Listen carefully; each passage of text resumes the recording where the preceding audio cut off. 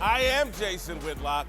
That is Marcellus Wiley. That dude. Yes, sir. All right, welcome to Speak for Yourself, the most fearless show in sports. Coming up, we'll tell you if Kyrie Irving is the reason the Celtics are on the brink of elimination. We'll be starting the Western Conference Finals, or the Western Conference. The trouble in Golden State runs deeper than Klay Thompson's shooting slump, Steph Curry's inconsistency, Draymond Green's mama's Twitter feed, and Kevin Durant's possible departure. The trouble in Golden State is actually in Houston. It's James Harden. It's PJ Tucker. It's, dare I say, Mike D'Antoni. The Houston Rockets even their best-of-7 playoff series against the Warriors at 2 games apiece last night, primarily because the Rockets have changed identities. Yeah, they jacked up 53-pointers in a 112-108 victory. They're still the rootin', tootin', and shootin'est team in the West, but they've added a layer of toughness that shocks me. James Harden is tough. Last week, I mocked his eye injury. I said he was more interested in sympathy than championships. Boy, was I wrong. Harden's injured bloodshot left eye is the reason the Rockets have climbed back into this series. Harden's injury and his relentless performance on the other side of it have changed the identity of the Rockets. They're tough. They're unselfish. PJ Tucker is now Houston's second most important player, not Chris Paul, not Eric Gordon. Tucker's rebounding, defensive effort on Kevin Durant, and Tucker's timely three-point shooting are the reason Houston just might win this series. Tucker's Houston's Draymond Green, except Tucker is a more reliable shooter and more emotionally stable than Draymond. Last night, Tucker led the Rockets in minutes with 42 and plus-minus at plus 11.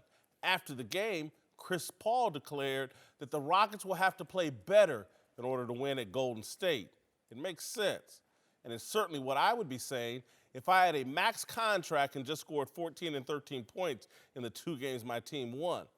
But I don't think Paul's sentiment is true.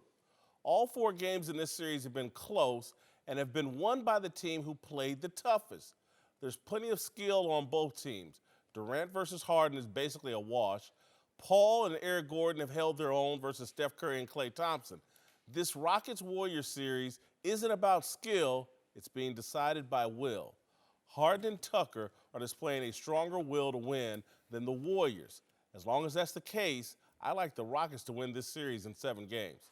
All right, joining the desk now is Fox Sports NBA analyst Jim Jackson and Rick Bucher of Bleacher Report. Marcellus, I'll start with you. Are the Warriors in real trouble here? Oh, yeah, they're in real trouble. I mean, but that's based off the expectations if you're the Warriors. You got to remember who you're facing, and when you're going out there, your opponent, and what their mindset is. We know that Houston is all about the math and Daryl Morey and hit the threes or go to the free throw line or get to the rim. And they're winning in the math and they're winning in the mentality. But if you're Golden State, you should expect this. This is a team that thought that they really beat you last year, but they had the injury to Chris Paul. So when you're facing that team, there's nothing you're going to do to walk into that arena and scare those guys. There are no points on that scoreboard before you actually lace them up. So this is a team that's looking at you like you're not invincible. And a lot of teams give up points to the Warriors just in mentality, just in going against this team and how dynastic they are. So, yeah, the Warriors are in real trouble coming into this series, facing a talented, deeper team that already thought that they had their number. Warriors may be in trouble, but it's not in this series. Up until the last 2 minutes, yes, but up until the last 2 minutes of last night's game, I would have said, man, Rockets have figured something out. They have found that confidence. And then they took me back to Game 7 of last year, which is it's time to close out. Wait a minute, how do we close out a champion? We've never closed out a champion before. Let's hope one of these threes goes in. And they changed their whole demeanor. I saw a champion's pride in the Golden State Warriors saying, oh, no, let's go get this because we started our best lineup. We need to make this a short series. Now, they failed in that, and that does cause some concern, if not in this series, certainly down the line. But the Rockets have not demonstrated. You said in your soliloquy, which I enjoyed, you said the problem is in Houston. You're right. It's in Houston. That's where the Rockets have demonstrated that toughness. That's where they've demonstrated that urgency. They didn't demonstrate that in the first 2 games in Golden State. So until I see PJ Tucker and their complementary players take that game on the road, I'm not convinced that they have enough to get this done. What? Back me up. No, I can't back you up. Because I can't back you up. On your own. And because a toughness, yes, but what made this Golden State team so tough in the past was that when Curry went out, when Clay went out, when Durant went out, the bench came in and they had support. Right now, that's not the case. Right now, Houston's bench is outscoring Golden State's 19-10. More importantly, Houston's bench is shooting 34% from the three-point line, which is outshooting Golden State, period. Right. Okay? So it's the complementary players, and I'm going to take it back to a conversation we had before. Golden State's success made everybody else step up their game, okay, from a starter's perspective, but who you had coming in on the bench. So right now, the league has caught up somewhat, okay, from that perspective, while Golden State fell back from the bench perspective. So the beauty of Golden State is like, listen, we got home court advantage. Okay, you won your 2 games at home. Now it's a 3-game series with 2 of ours being at home. So we take care of home court no matter what you do, Houston. Yeah. We still walk out of this series, even if it's 7 games, onto the Western Conference. That still sounds like trouble because you won the first game by 6, second game by 4, and in that situation, the toughness wasn't in play like it's been in Houston. So Houston goes back, performs the same, but adds the layer of toughness on the road. That's what we're talking about. But it's supposed to be trouble. It's supposed to be trouble. It's not supposed to be easy. Houston is supposed to take them. Houston is supposed to fight because you know why? They are the hunters. They are the ones that are going to scrap, to pull, to do everything. And Golden State, Draymond said it. Say, listen, they fighting a different kind of fight. We got to step up to that. If I'm trying to beat the champion, that's what I have to do. So I expect that from Houston. I think, and look, I could be proven wrong over the coming days, but I just think James Harden has been this three-point shooter and a flopper and a guy that gets to the free throw line and all this other stuff. But on the other side of this eye injury, which, again, I misread and misjudged, it's a legitimate injury, I think his teammates, Chris Paul and everybody else, looks at him a little bit different, like, oh, man, this dude is for real. He has a level of toughness that I don't think other people gave him credit for. And I've looked at this team, particularly P.J. Tucker, who's always been tough, take on more of James's identity, and that was the difference in these last 2 games. I didn't know if James knew he had this in him, but he's just not going out like that. I think he and the team are different in the aftermath of this injury. I do believe that look, I think he's always played physically from an offensive standpoint. And so I think it's a matter of mental toughness more than anything else. Right. And he's fought through that. But again, the end of that game is what really, he suddenly looked tentative. Chris Paul looked tentative. They didn't have the same energy or motion. And the one troubling part you mentioned, it almost sounds like they missed the wide open three-pointer. They were up 10 with 2 minutes left, and it became a 1-possession game. It should have never come to that, and it did, not because Golden State was stopping them, but because they were settling for threes. They were suddenly pounding the ball in one place, and then clock's short, I got to put something up. That's not how they got there. They got there with that aggression going to the cup when they were closing out. They didn't do that in the last minute or 2. And to me, meanwhile, you could see the Warriors were like, oh, we're going to get after this now.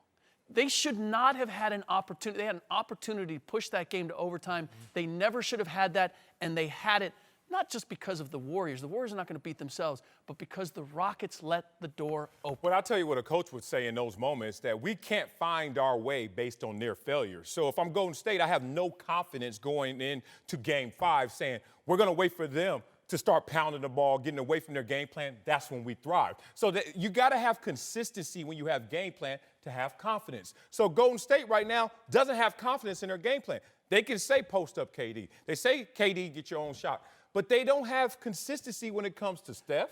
They don't have consistency when it comes to Clay right now. So right now, they're not knowing or even style of attack, which you just laid out. Yeah. They went with a different style last night, which I thought was better. Right. But that, to me, is like they made the counter move because they've lost confidence. But the biggest problem is not at the offensive end.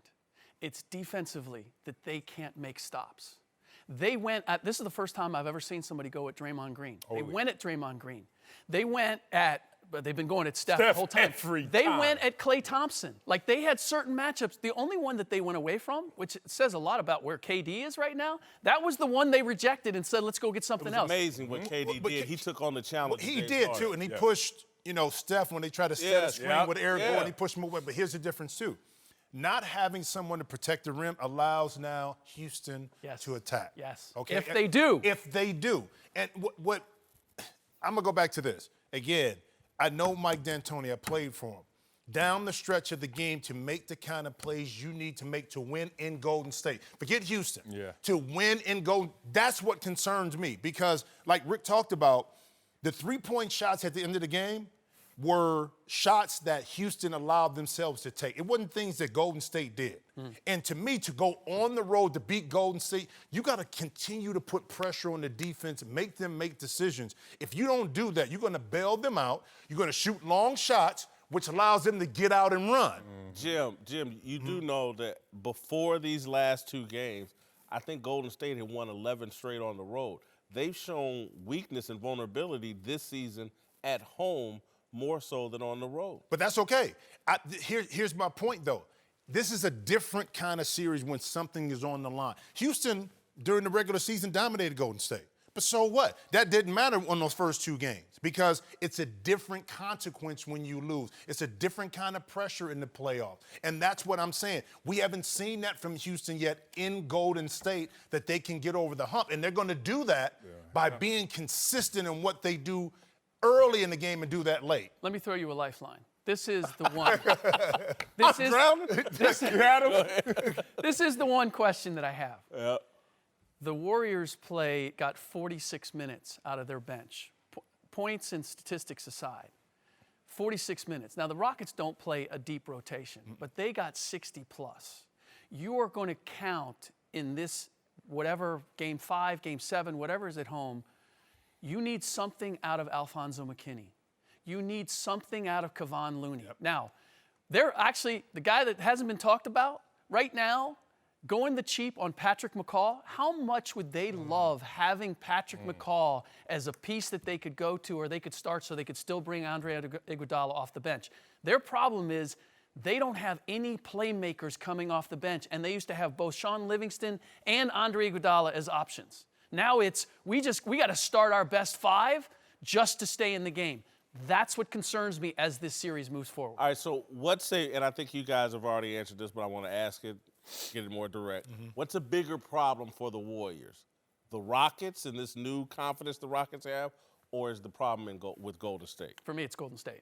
It's a matter of that they don't have a bench. You've got to play Steph Curry 43 minutes. He's going to be targeted every opportunity that they get. That takes him away. That means KD is going to be more of your playmaker, and that doesn't get everybody else involved. That kind of limits what you do, but I can't go away from it because KD can get his shot anytime. So now that rhythm and that game that they had that they could fall back on, now they're kind of figuring it out as they go along, which puts them in a different realm than you would normally have a team that is playing for a 3rd consecutive championship. Yeah, I would say it's the Warriors as well. As great as the Rockets are playing, especially these last 2 games at home, and we know how good they play at home, if you're the Warriors, you just have too many star players that can form the Voltron you need to just overcome what you're facing in terms of Houston. Houston, if you think about all the great championship teams in recent times, you go back, you can go to Magic and Kareem, you can go to Jordan and Pippen, Shaq and Kobe, wherever you want to go. You've never heard Harden and P.J. Tucker. If you want to, no disrespect, Right. P.J. Tucker, but brother, that's not how it goes. So when we're hearing, Klay and Steph and then KD and Steph, like Houston is in trouble. They have to maximize all of their efforts and play above their heads just to even stay in this. And they need Golden State to fall off. Yeah. That's ultimately Well, what they need. they fall off because, one, fatigue, okay, because now you got to play your starters extended minutes. Second, Golden State's best offense is when they have ball movement, okay? Listen, they're going to be able to get to the paint. If I'm Golden State and I'm Steve Kerr, going into game 5, we're going to attack the paint. Okay, they want to give us 2s, we're going to take 2s. Eventually, they're going to start to leak in. Eventually, they're going to sink in because they're tired of giving up layups.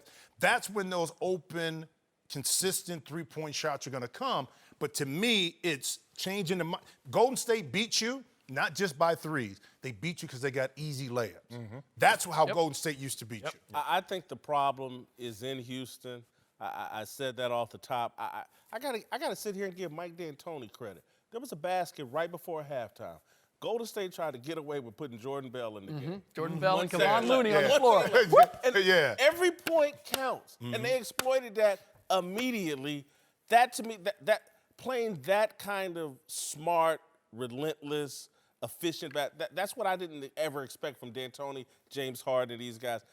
Houston's a real problem, man. I just the matchup between PJ and Draymond Green is being won by PJ in a landslide, in my opinion. And if that continues, Not by the numbers, but I hear you. Not by the numbers. He's averaging 9 points. Draymond has some bad turnovers, but if you Horrible hold turnovers. up, he has some bad turnovers. But if you look at what he's been able to do through this series, Yes. he's a different player. Now, PJ is going to knock down shots because he loves to corner three, got offensive rebounds. But Draymond, with his assists, with his rebounds, and he's made some shots. Those big basket. Who is PJ stopping? He's not. You can't stop Kevin. Okay, Durant, he's a problem. He's an annoyance. Yeah, so is Draymond. But it's funny that but I love both of them. He's not stopping KD, so let's stop that. So defensively, you're still going to get neutralized. Offensively, he's playing worse than he did in the Utah series. We forget game 1. He had donut.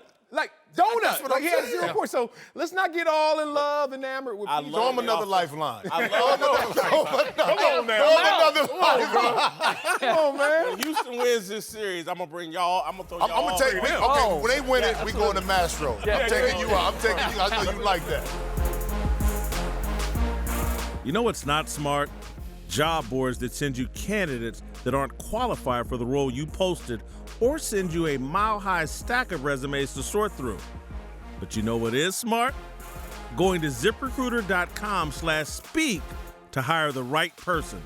Unlike other job sites, ZipRecruiter finds qualified candidates for you. Its powerful matching technology scans thousands of resumes to identify people with the right skills, education, and experience, and actively invites them to apply to your job so you get qualified candidates fast. That's why ZipRecruiter is rated #1 by employers in the U.S.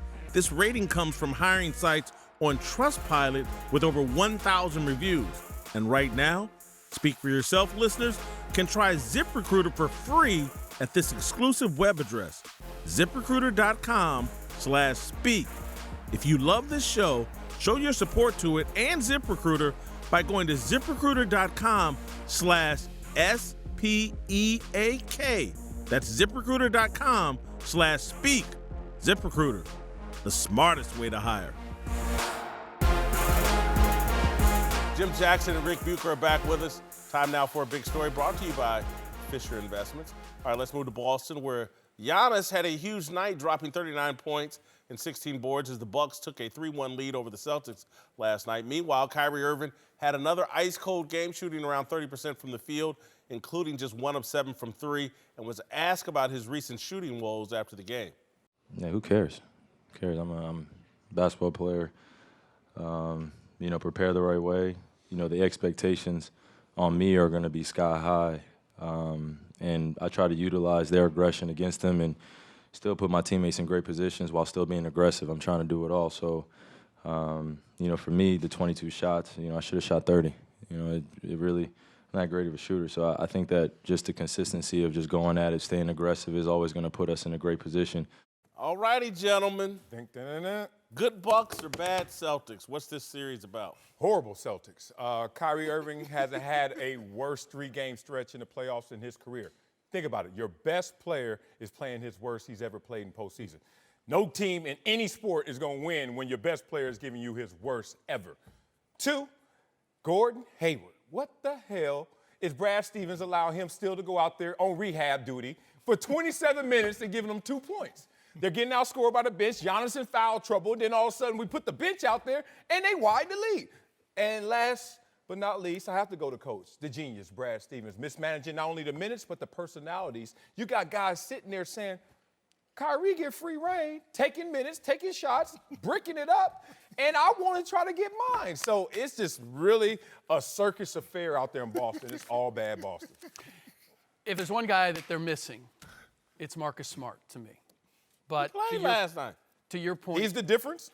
to me, he could be because you need some leadership in that locker room.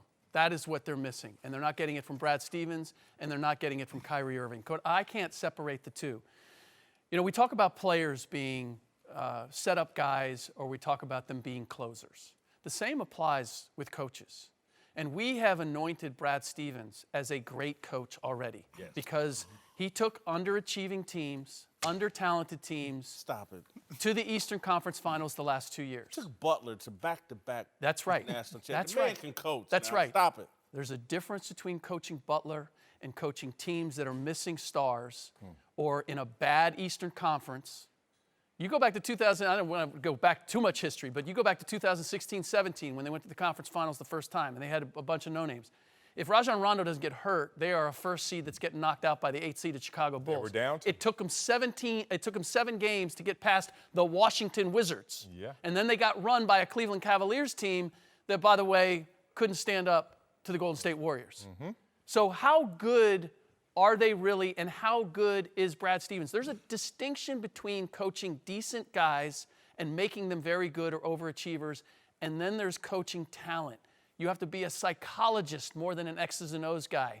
And that is what they are missing with this team. Kyrie Irving has not been a leader. That was only more evidence of it. I should have taken 8 more shots. Your decision-making was horrendous. I'm not talking about the number of shots you took. I'm talking about when you took them. You're down by double digits, and now you're going 1-on-3. Even if you make that shot, it's not a good shot. They're not getting it from Kyrie. They're not getting it from Brad. Marcus Smart is I'm throwing myself a lifeline here because he's the one guy who has shown me in the past that in the playoffs that he can be a leader in difficult situations, and he's not 100%. Well, here's the issue, too. To me, it's all about Milwaukee, but let me kind of extend your point. Early in the year, when Boston was struggling, we had a game, and we covered Boston and Philly. And I said the challenge with Brad Stevens is he has to deal with these egos. He hasn't had to deal with that before. He had guys that would buy in to what he was selling because marginally they weren't as talented. So they bought in, Butler and early on in Boston. Now you got to deal with all these egos. So during the regular season, you're managing minutes, you're managing injuries, and you're managing egos, okay? Now you get to the point here, people expect that all of a sudden it was supposed to come back together for Boston. No. This Milwaukee Bucks team has been doing this all year. Their average margin of victory is the highest in the league. Their bench has been producing. The guys have gotten better and settled into their role. So as much as it's about Boston playing bad, forget that. It's about how good this Milwaukee team is based on what they've done all year. Again, they weren't sexy enough during the course of the year because the storylines wasn't there outside of Giannis, like Boston and like Toronto. But, Jimmy, there was a game 1. And for whatever. But that's okay. There was a game 1. But you know what? And what flipped it? And what flipped it? What It's flipped 3-1 right now. Because you know what? They got their feet wet and they understood how to attack and play this Boston team. Okay, Boston did what they were supposed to do. Right. They came in and got it. Now, you're talking about coaching, making adjustments, bench playing better, guys understanding playoff basketball. Now they settled in and said, you know what? I'm going to invert our big man. I'm going to let Giannis go to work. If he doesn't have a good game, these are the guys that are stepping up. And that's without Brogdon. Right, that's what I'm saying. 50, 40, 90. Brad, in Game 4, called timeouts every time you needed a timeout. The problem was they would come out of the timeout, and the problem wasn't fixed. They still were going each one-on-one. Yep. There was no continuity in their offense. And defensively, Why don't we if they blame show Kyrie more than Brad? Because there's never been a pecking order established in terms of if we're going to go with Kyrie. I kind of agree with him in this. If Kyrie's going to be your guy and you're going to let him go and do what he's going to do, then let him go. But the problem is he'll do it. He'll take a couple of shots. Okay, well, Jason Tatum's now going to take a shot. Now Jaylen Brown's going to take a shot. They were all going one-on-one. If I'm going to go with my best player, then I'm going to establish this is my best player and I'm going that approach. There is no hierarchy. And I've been told by someone close to the Celtics that Brad doesn't establish a pecking order. That's what I was waiting for all year. You have this collection of guys, all who feel that they should play a certain role. But you know what? Not everybody gets to play the role that they think they should. And if I watch one more highlight of Giannis Antetokounmpo stepping hard right and spinning back left, and the second defender is 6 feet away, he's not going to stop and hit a step back. He's going one direction when he makes that move, and the Celtics collectively cannot stop that. I'm sorry, that to me is coaching, or it's I can't get through to my players what I need them to do at the defensive end. I hate putting it all on the coaches because it is a players' league. But in this case, the talent is not living up to what they're capable of doing, and it's because of how they're executing. And that I am going to put on Brad Stevens' plate. The pecking order, I think, is a lot harder to establish when Kyrie missed so much last season. Agreed. And then they had the success, and he comes back. And so it's hard to establish a pecking order. We just had success without you. So, again, it sounds like I'm making excuses for Brad Stevens, but, man, his resume is pretty damn strong at both levels. And so you got one guy that thinks the earth is flat and a lot of other things. He's a different dude. Yeah. He thinks that he's a little bit harder to reach than others. And he's not 6'10", 6'11". When you're 6'10", 6'11", 6'9", like LeBron, it's easier to set a pecking order. You see that big dude over there, Giannis, LeBron, KD? That's our pecking order. You know what? But they're not getting beat just by Giannis. They're getting beat by their George Hill. George Hill was more of a genius Pat in this Connaughton had a last great- game. I mean, Pat Connaughton. I mean, they're getting it from a lot of different places. So this idea that it's all on Kyrie, I go back to this. The Celtics, if you give me the two rosters, the Celtics have the better roster. But they are not playing like it. Yeah, they're playing less than the sum of its parts, which always puts the onus on the coach because you have the collective group. I would tell you, just being in that locker room, if I were there and I saw Gordon Hayward getting 26 minutes a game because of business reasons and we're trying to get him back in order, I understand that. But if you're coming off the bench and you have to earn the minutes you get because there are other guys who are taking less minutes who deserve them. So when you see them not helping on defense and the disinterest and them not playing with the toughness of Houston, it's because guys are sitting there like they're really disgruntled and they're acting it out on the court. When they face adversity, you can see it through every run, through every timeout, fix the problem. You don't respond to adversity when you're disinterested. We're going to get to it later in the show because there's a factor here that we're not talking about that we're going to talk about later. But when your star player has spent all year flirting about where he may play next year, that makes things a little harder too. Rick Bucher is back. We're joined now by Fox NFL analyst Greg Jennings. Let's move to the NFL, where Le'Veon Bell is with a new team, but it looks like he may be the same old guy, not attending the Jets' voluntary practices so far this offseason. His absence has left a lot of fans wondering when he was going to join the team, so Le'Veon responded to one on Instagram and posted his response on Twitter, explaining that he would show up, quote, when it's time to play football.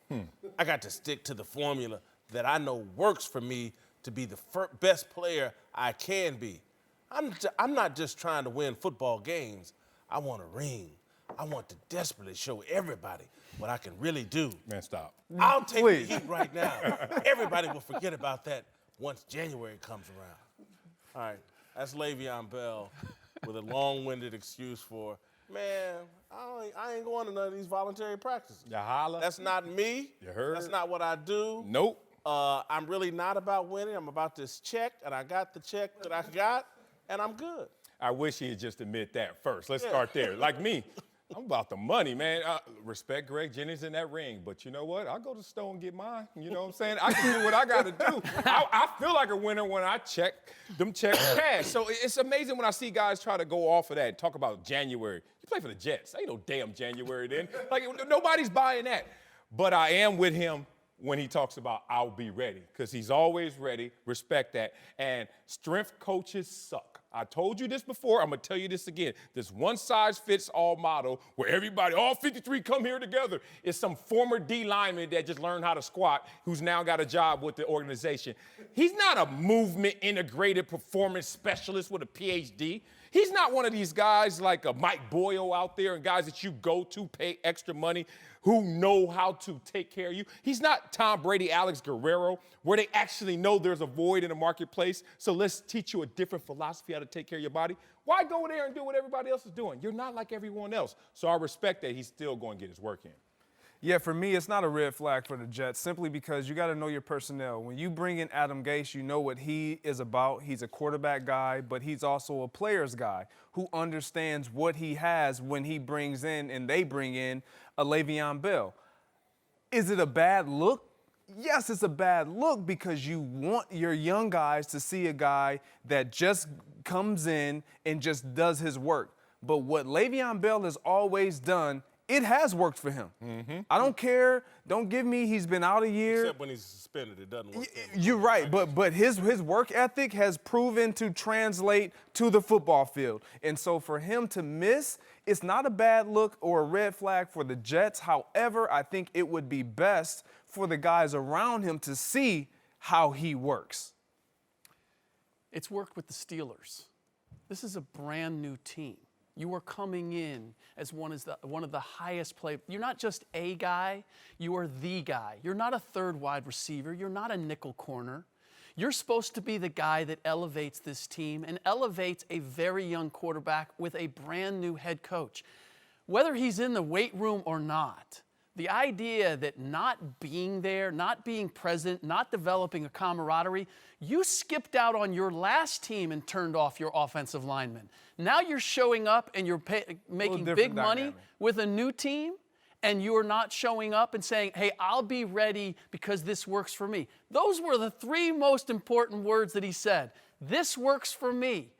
Well, the Jets, if you're talking about rings, it's not what works just for you. It's what works for us. Well, let's talk about rings. Tom Brady's missed 4 and counting of these same OTAs, voluntary workouts. And everyone's going to say, well, he has the rings now. But guess what?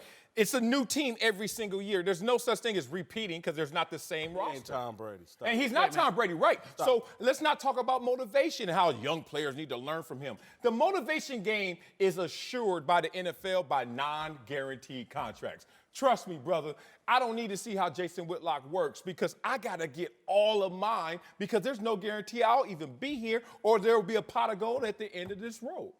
For me, it really isn't about the red flag being for the Jets. Again, I don't have a problem with him not being there. The problem that I do have with it is the role that he's going to take on with this team as far as leadership. Them just looking at him as a leader. How he approaches that is going to be to his own discretion. Now, he puts in work, and Marcellus, you know this, it doesn't matter what you do, what you've done. The statement that he said, I'll take the heat right now. He said, but everybody will forget about that once January comes. As long as he does that, yeah, you know that. We don't care about nothing you're doing. But listen, I think one thing we have to recognize, and again, this is a point on Le'Veon's side. Athletes, because of Charles Barkley, became comfortable saying, I'm not a role model. A lot of athletes want no parts of leadership. That's something we place on them. And it's something organizations place on them. And Le'Veon Bell is a guy, he don't want to lead. There's a lot of human beings like that. They want to follow, they want to tag along, they want to be caught up in your backdraft or tailwind, they want to ride your coattails, they want to do they all want to check. But in terms of leadership, he wants no parts of that. And so if it's a red flag to me if the Jets foolishly thought, hey man, we're going to cut you a check, Pittsburgh wouldn't give you what you wanted. No one else in the league really was going to give you what you want. And if they thought cutting him that check was going to make him want to be a leader, he does not want any part. There are different ways to lead. Can you lead by example? Can you lead by example from afar? Here's the thing. When training camp starts, you're going to realize I don't give a damn what I've been doing. Whatever he's been doing has been better for him. And now I need to catch up to that. So did you want a leader that's going to give you the apple every single day and be in your office and be in the facilities? Or do you want a guy who's just going to show up when it matters most? Oh, let's say this about Le'Veon Bell. He's just not a leader in any regard, in any way. He's not. He's been suspended twice. No, but he sat out all of last year. Yeah, you can't say he's not a leader in any regard because what he produces on the football field, it has guys following what he's trying to do. Period. Leads the league in his You can't performance. get into the league without a lot of talent. You can't even get into a tryout with a lot of talent. A lot of guys in the league can perform. Not to that level. No, Yeah, don't. and you don't roll out of bed and become late. Absolutely not. Did James Conner just come in and basically put up almost identical numbers? No, in the first 4 games, yeah. And then what had happened was injuries, and damn, they are focusing in on me. So no, you're not Le'Veon Bell. But I hear you. I just don't think he wants any part of leadership. I hope the Jets didn't think they were signing a leader. They signed a guy that's going to show up and play, and that's it. I get leader, and I'm not expecting leader, but I am expecting you to be a part of. And you are one of the most unique running. Can we say this? His style of running is as unique as anybody in the Something league. offensive line would have to get used to. That is something, you want that familiarity. You have Sam Darnold, who played with no running game. Now you have a guy who's a wide receiver as much as a running back. I'd like to just see, like, hey, I'm here. I'm not here just for the check. I'm here to make us all better. And it doesn't have to be, some of it has to be on the field, but it also has to be just a feeling with this young group that I'm going to be more, again, I'm not looking for leadership. I'm just looking, be part of. And he's basically said, hey, look, when it starts, I'll be ready. Whitlock and Wiley, Jim Jackson's back with us. Time to get antisocial. I got my Twitter off here. All right. There you I got go. X-Wall. I got a looser jacket on today, so I can keep it on. What's going on? All right, Darnell, what's popping on those Twitter streets? Yes, sir. We're going to start off with last night's Met Gala. Oh, Lord. Gala. Lord. Where all the stars and celebs were dressed to impress. Katy Perry was literally lit, showing up as a life-size chandelier. Jared Leto had heads turning, carrying a replica of his own head. And last but not least, you know my boy OBJ came with the drip, wearing an all-black vest, pleated skirt, and high-heel boots. And Donnell Pumphrey tweeted at him saying, boy, hell no. Bro got all that bread, and this is what he showed up in? We know OBJ is going to be able to do stuff like this in Cleveland. Do you think he already misses New York? Oh, that's cold. I think he already misses common sense, but I'll leave it at that. Look, us two, let's talk. Because we're going to leave Jimmy out of this, because you might be the one that could pull that off, but we're not fashionistas. And I look at these kids today, they don't match. They wear all different kind of brands and just do whatever. Like, if you are doing normal stuff now, you ain't fashionable. So respect to those who can do it, but I ain't. The I ain't in that clean lane. look is great, and we're old, bro. But the dress thing, I can't get do down it? with, bro. You can level. do the tight stuff and do some different stuff, but the Hold on, why you drawing the line there? Because some people say, why are you even doing the tight stuff? Then you gonna say, I do the tight stuff, but not the skirt? I mean, not the slim fit, kind of like, you know, it's cut. I've seen cut you a out little. before, Jimmy. Yeah, but I ain't had the tight stuff on. And I definitely ain't have on no dress. That ain't gonna happen, partner. People called it a kilt online. Hey, listen, but that's their culture. Okay, I get the kilt part. I'm trying to, I don't, what's the difference between a kilt and a mini skirt? What's the difference? A man wears it. A man wears it, I guess. A mini skirt? Like JJ Fad? They ain't got on that. I'm too old for this. Way too old. Bro. We're like mad about it, ain't we? How dare they wear those kilts? My father's watching from upstairs, and trust me, he Ain't let that happen. Man. All right, guys. So, go ahead. friend of the show, my guy Chris Haynes had NBA prospect Ja Morant on his podcast recently, and it sounds like Ja just created a brand new position for himself. Take a listen. Do you have an natural position, or are you just a basketball player? I'm a point guard. You're a point guard, huh? God. Oh, excuse me, point guard. Excuse me, I missed that. Point guard. Yeah. That's the difference between a point guard and a point guard. Yeah. What makes you a point guard, Ja? The ability to not only make plays for me, but also my teammates. It's everything I bring to the table, honestly. Try to play an all-around game and do whatever I can to help my team win. Do you have a problem with Morant calling himself a point guard? Nah, not really.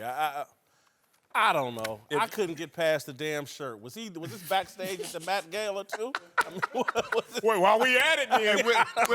We old, bro. Hey. Go back to that. While we at it, did y'all check the lighting out on Chris? Oh, my God. He did look Dude, I dark. was waiting for the Hey, look, commercial break. you just saw his teeth. He was like talking like this.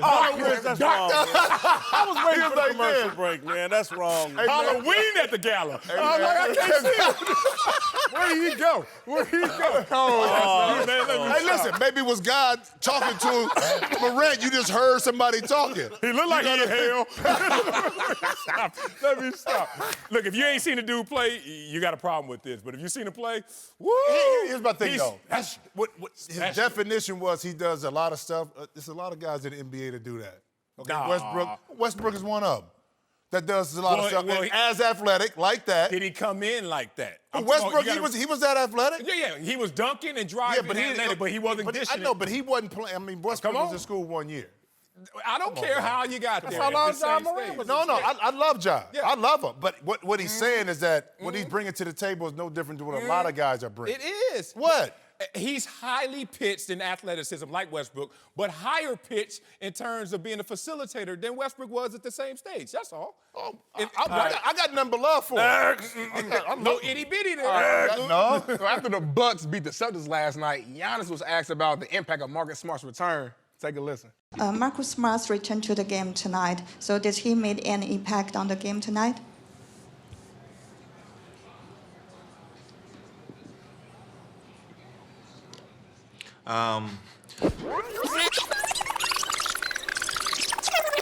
So did he make any impact on the game tonight?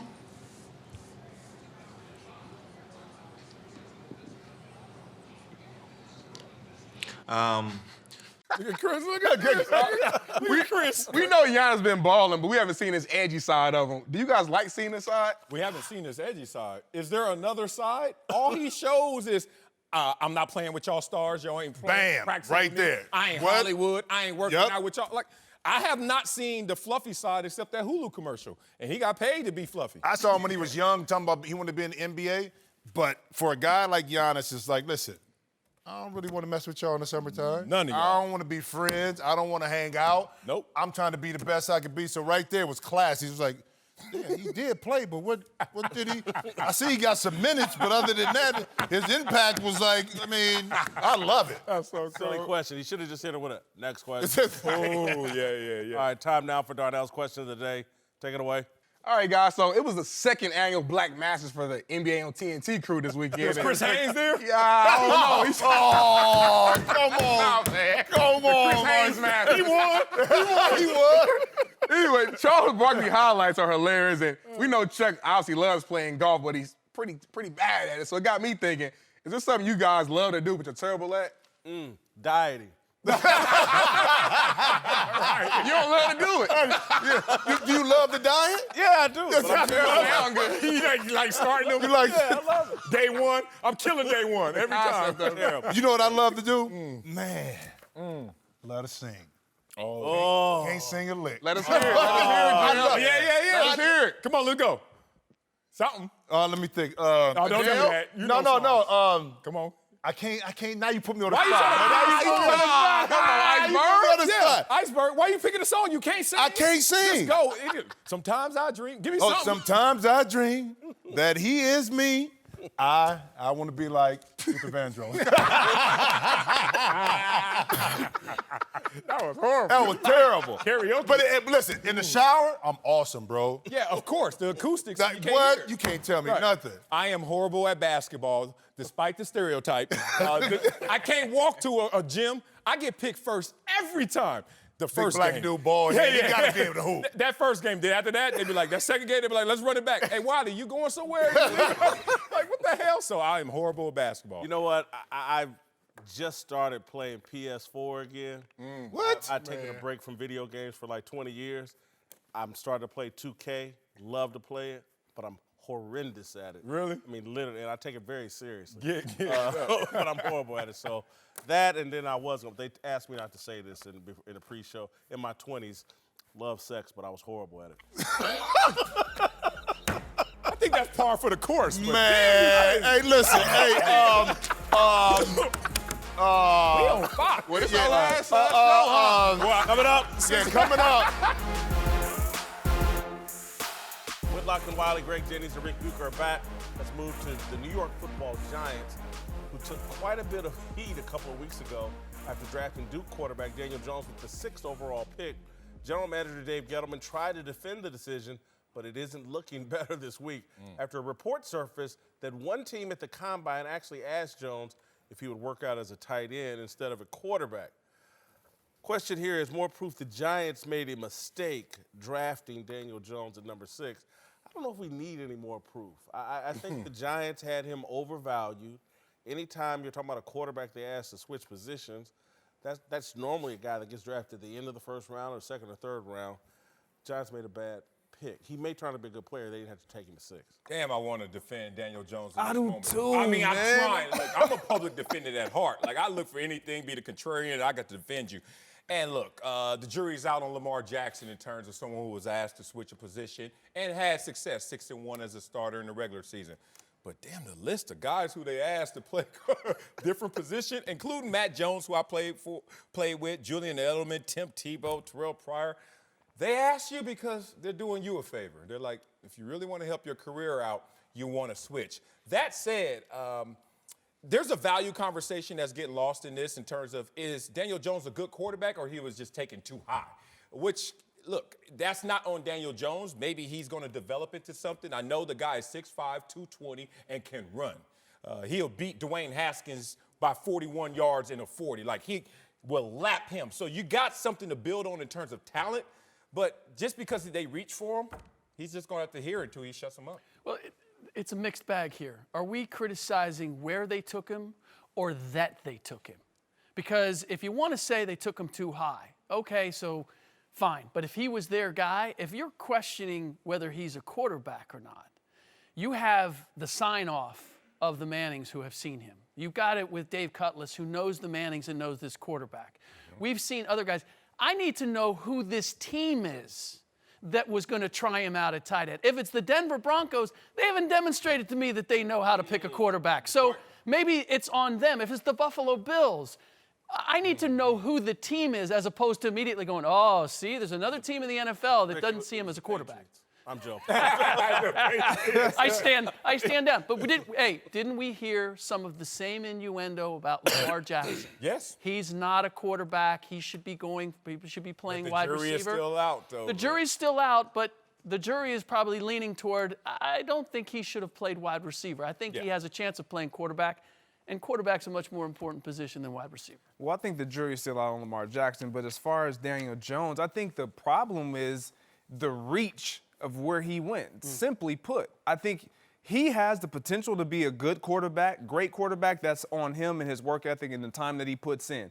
But when I hear a general manager trying to validate why they took a player this high in the first round, that lets me know that you probably reached too far already. When you're talking about, I can guarantee there were other teams that we believe that we're going to try to.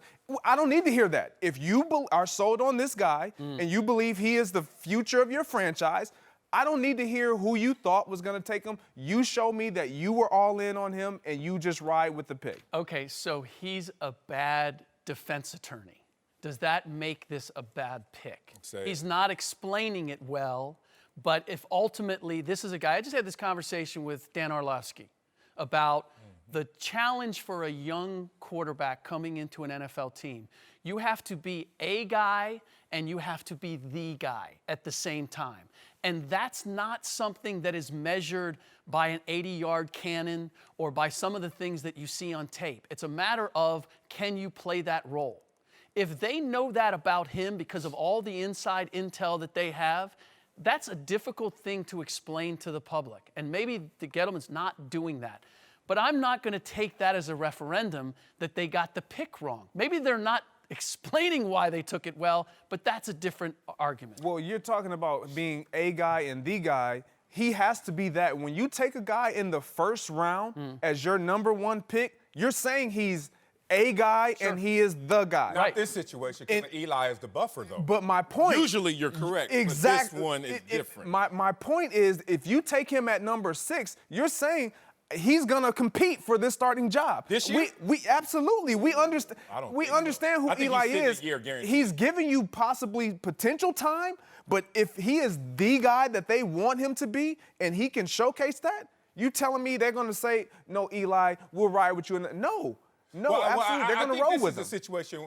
If I'm Daniel Jones, I'm not getting caught up in all this controversy and the skepticism, because as an athlete, you always use comps. So you got to just, we always get compared to somebody in rankings. If I come out and I'm Daniel Jones, In my own mind, I'm thinking, I was better than Tom Brady at this moment. Now, am I going to ever be Tom Brady? Probably hell no. But the point is, that's what you're going to use as fuel and motivation to go get it, because they think more of you, even in the reach, than the greatest quarterback of all time. If I'm Daniel Jones, I'm finding some solace in that. I'm finding that's going to be my resting place until I show my production. All I know is that last year we had all of these guys that were supposed to be the guy, and it was smart to move up to take them. Baker Mayfield actually was not supposed to be the guy. Exactly. The Cleveland Browns made a mistake taking him number 1. Ultimately, how did that turn out? So I'm going to take a step back when it comes to determining already that we know who Daniel Jones is and we know whether Kyler Murray was the number 1 pick or not because of what? Because of their resumes and because the Cleveland Browns couldn't explain well enough what it was that the intangibles that Baker Mayfield brought to their team. Baker Mayfield ultimately showed it, and that's going to be on Daniel Jones to do the same. All right, before we go, I'd like to say a few words about Jalen McKenzie, the junior high football phenom, shot dead by a stray bullet in East St. Louis late Saturday night. The 14-year-old McKenzie was one of 17 St. Louis area residents shot over the weekend, a list that included a 15-year-old girl shot at the same house party where McKenzie was murdered. The reason we know McKenzie's name and not the other 16 others is because of his football prowess. He'd been featured in Sports Illustrated as a future NFL star. The University of Missouri and Illinois already offered the 8th grader full-ride scholarships.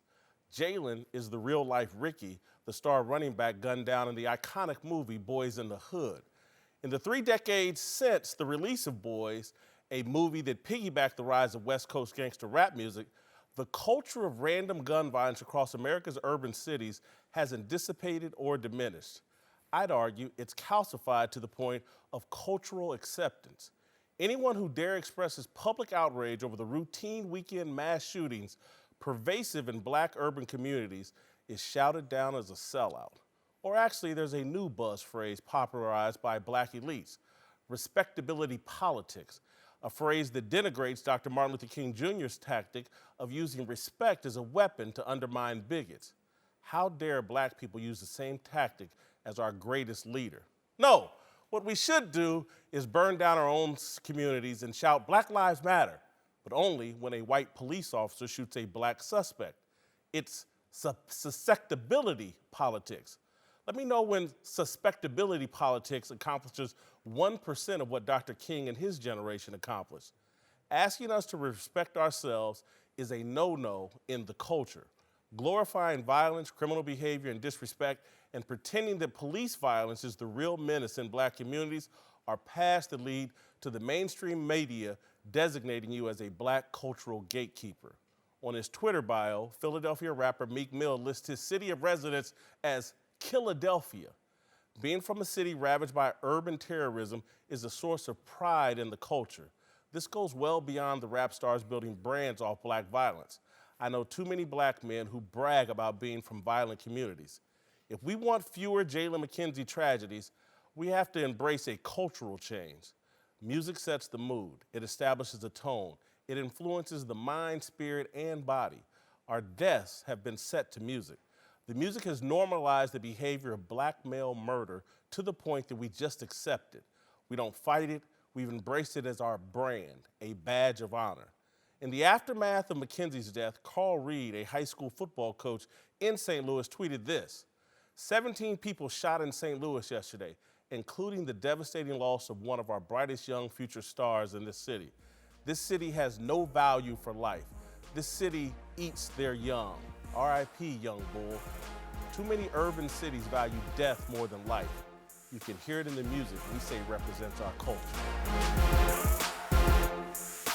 Saturday on Fox, there's a big championship fight. Undefeated IBF WBA champ Swift Jarrett Hurd puts his super welterweight title on the line as he takes on top contender Julian J. Rock Williams Saturday at 8 Eastern, 5 Pacific on Fox and the Fox Sports app.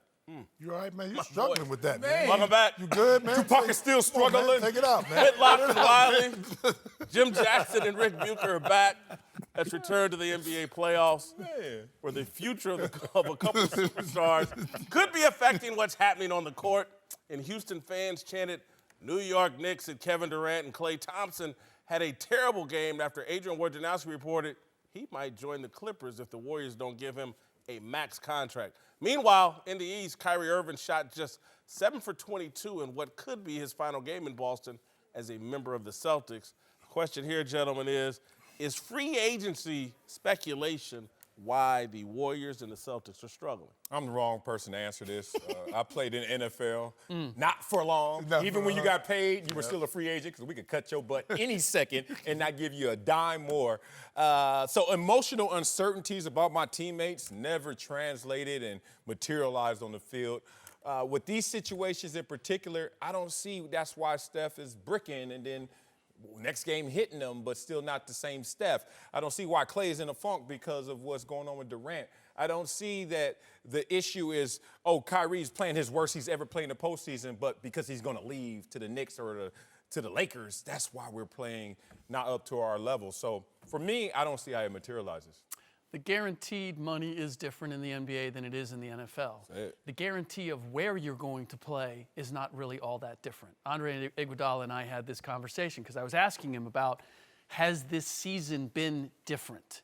And he said, we've lost 4 or 5 guys every year. So it just depends on how familiar you are with that change. Now, maybe with the Celtics, as young as they are, this is having an impact. The idea, though, that KD leaving or Klay Thompson possibly leaving is changing the mentality of the Warriors, it's not a matter of the possibility that they would leave. It's how they're acting within the team with that possibility. If they're still all in and getting the job done now, then there's no difference because you know come the offseason, depending on what your team accomplishes or fails to accomplish, there may be changes anyway. So what you're saying is that in Golden State situation, it's KD buy-in, you play well, not talking about it, and it kind of works, but it's other issues with Golden State. And my issues with Golden State has always been complacency because it's hard to do what they've been doing for the last 5 years and still have the same kind of motivation, desire, and the drive to get it done, thinking that you can just turn it on. And that was a big concern for Steve Kerr.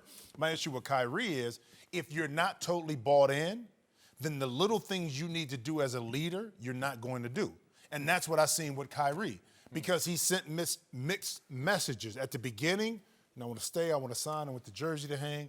Then as you filter through the season, don't talk to me about free agent, I don't know, I want to be a leader. All these things. So I do think the free agency and not buying in all the way, maybe with Kyrie, has had an effect on Boston's side, okay? Because you got other guys in there like, I can go in there and do the job. Just put me in. Yes. If Kyrie is not in, use me. I want to be here. And they accomplished an awful lot without him last year. So the feeling is... And Gordon Hayward. Y'all can't keep overlooking the dude who gets 2 points for 20 No, minutes. I said this from the beginning. Wait. You're leaving one other thing out. What? The contract. And the contract. Hold on. You Hey, got to play him. I said this from the beginning. I'm disgusted. If I'm management, I try to trade that contract early in the season before anybody gets a look at him. Yeah. That eliminates all of that. That allows Jaylen Brown to play his position. Porzingis. And the Porzingis and the thing is with Gordon Hayward, he hasn't. The Boston fans haven't grown an affection with him. So you can get rid of that contract without, why'd you do this? Or you should have given him a chance. It was a smart business decision for me early on while he was recuperating. Now you eliminate that. But you know what? The mind game, selective perception, the psychologists would tell us right now, you're doomed as soon as the conversation is introduced that you may be going somewhere. Because all you do is look at it from that scope. Right. Like Kyrie leaving a game, it's 10 seconds on a clock and they can't get another possession, they already lost. If he's staying, we're saying Kyrie can't even be there. He's so disgusted at the losses, he's coming back with vengeance. But when we know that he may be going, we're like, look at me. You're already out the door, right? In every situation, Kevin Durant is giving them buckets right now because you know what? He's all in. Oh, no. He's just giving them buckets because you know what? He's going to say bye-bye. I left you with my best. So there's no winning as soon as this conversation is introduced. This is where, there is a way to win. And it's if you introduce it right at the very beginning, as the Chicago Bulls did in 1998. They said it was the last. When they said it's the last. Phil Jackson embraced the fact that this was the last run. That, for me, is the mistake that the Warriors made. Because in training camp, they were pretending, oh, no. We're not the Chicago Bulls. We're going to have fun this year, and we'll see where it's going to go. And KD saying, I could have signed a long-term contract. And Draymond Green is saying, I'm going to be a Warrior for a long time. And Klay saying, I'm perfectly content here. And then suddenly you have the dust-up between Draymond and KD. And now you have all this friction, and nobody wants to address the elephant in the room, which is, oh, wait a minute. We're not as good as we thought we were, and we may be losing the piece that was the Finals MVP the last 2 years. It's too late to create that rallying cry now. You're just looking at the possibility that, hey, the selling point was supposed to be, KD, why would you leave if you could win 4 in a row? Well, let me push back on that. In 1998, the media was a shark. One entity, 2 entities. Now it's piranha, bro. You get in that water, everyone has an opinion. There are thousands, millions of entities. You think that would have held up in today's world, just saying, this is our last year? You think that holds up? No? It would have been better, though. I think we all agree. Free agency has bothered both of these teams in some fashion. Uncle Jimmy's here, dressed in what are you? You got my suit on, it looks like. That's for real. Too big for you. All right, What'd that tell you? You got any thought? It tells me nothing. Well, you got any thoughts on the show? Hey, man, let's hurry and get to this big dummy of the day. Yeah, please. Hey, man, the big dummy of the day go to the person that just stood up here and said that they like sex, but they just wasn't good at it. You ain't no way in hell you a member of my family sitting up there talking like that. Ah, damn it, we come from a long line of men that say, fake it till you make it. The hell wrong with you? That's what she said. Here's the highlight from our discussion earlier about James Harden. Oh, wow. James Harden is tough. Last week, I mocked his eye injury. I said he was more interested in sympathy than championships. Boy, was I wrong. We know that Houston is all about the math and Daryl Morey and hit the threes or go to the free throw line or get to the rim. And they're winning in the math and they're winning in the mentality. All right, Uncle Jimmy, you got any thoughts? What's your take on James Harden and the Houston Rockets? Hey, man, I was watching the game last night. Yeah. I was watching James Harden. I said, damn, James Harden playing like a man on fire. That's when I had my epiphany. The what? My epiphany. Yeah, remember that Denzel Washington movie, Oh, yeah. Man on Fire? Good movie, good movie. You know, a retired special ops specialist, Denzel Washington. Yeah. Somehow or another he got stuck. Greasy, I think they called him. Yeah, Go ahead. Greasy, Yeah. Greasy. Yeah. Somehow or another he got stuck babysitting that little white girl. Lupica. Yeah, Lupica. Yeah. Dakota Fanning.